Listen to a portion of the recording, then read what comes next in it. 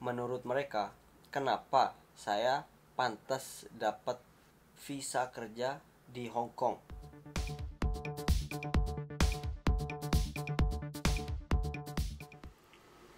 Assalamualaikum. Ketemu lagi bareng saya Mamet Bongko. Semoga kalian pada sehat-sehat semua ya.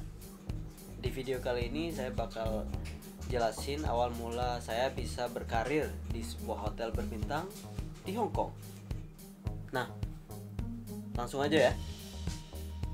Dulu 2014 pas saya masih di Dubai, saya kepikiran tuh pengen banget balik kerja ke negara-negara di Asia, di rumpun sendiri. Kalau misalkan mau pulang ke Indonesia jadi dekat gitu loh. Gak kayak di Dubai waktu itu harus hampir 9 jam pesawat. Kalau di sini kan bisa separuhnya. Jadi deket kampung. Nah dari situ saya gunain saya pakai LinkedIn untuk nyari lowongan kerja di sana. Dan triknya nih teman-teman, kalian itu harus percaya diri untuk kontak langsung orang-orang yang berurusan sama perekrutan karyawan. Nah waktu itu saya add semua orang-orang di Hong Kong, pokoknya Asia lah, Hong Kong, Singapura, Macau, Bangkok juga kalau nggak salah dulu.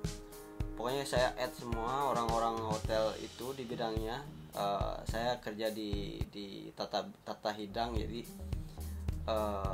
nge-add-nya orang-orang itu, termasuk GM juga dan pastinya orang HRD. Kayak Facebook lah, nge-add gitu loh.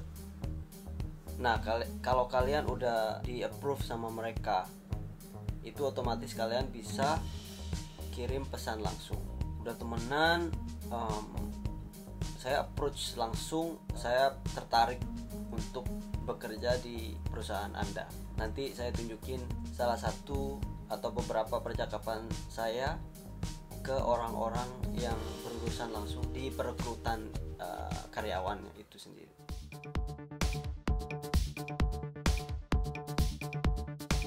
Pastinya sih ada sisi negatifnya ya. Salah satunya ya nggak dibalas, itu sih wajar lah, sama kayak nyari kerja biasanya. Kadang dibalas, kadang enggak kan, namanya juga usaha ya nggak. Nah kalau misalkan salah satu dari mereka tertarik, pasti dibalas sama mereka.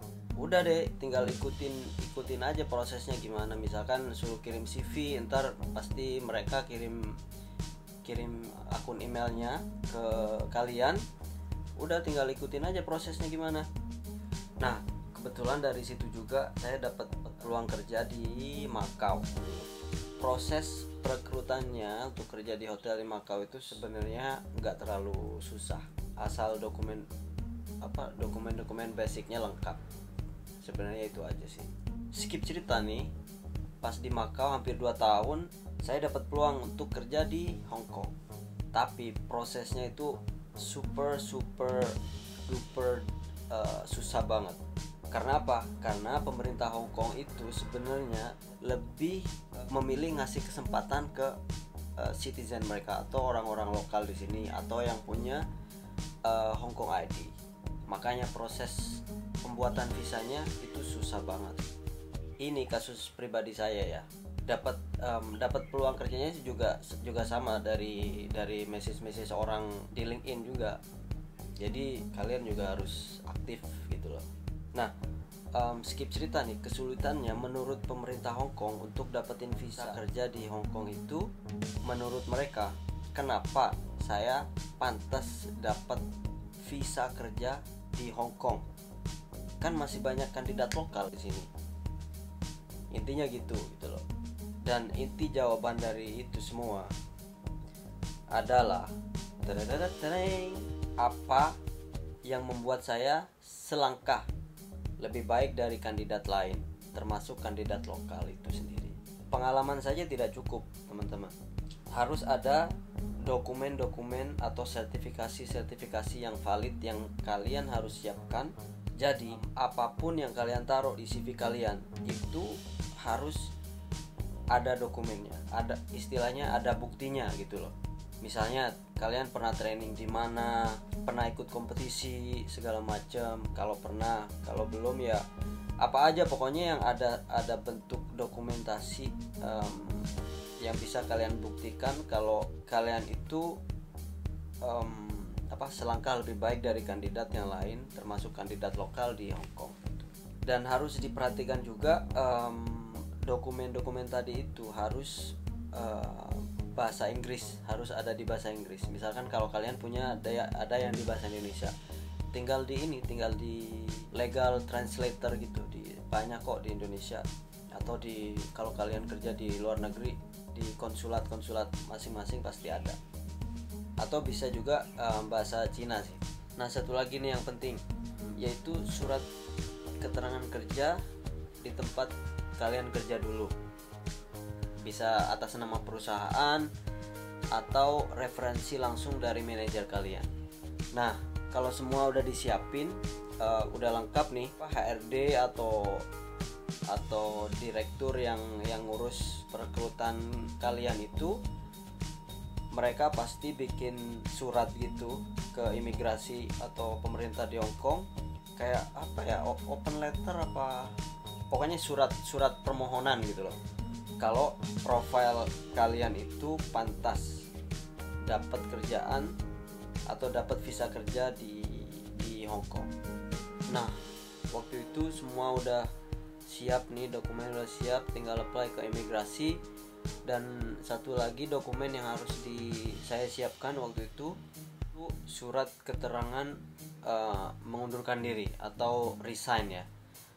Karena tahu susahnya minta ampun, saya jadi mikir, ini saya resign terus kalau nggak dapat visa kerja di Hong Kong gimana jadinya. Sedangkan waktu itu pas banget saya udah ada tanggal nikah, udah saya sih pasrah aja dan yakin yang terbaik aja udah.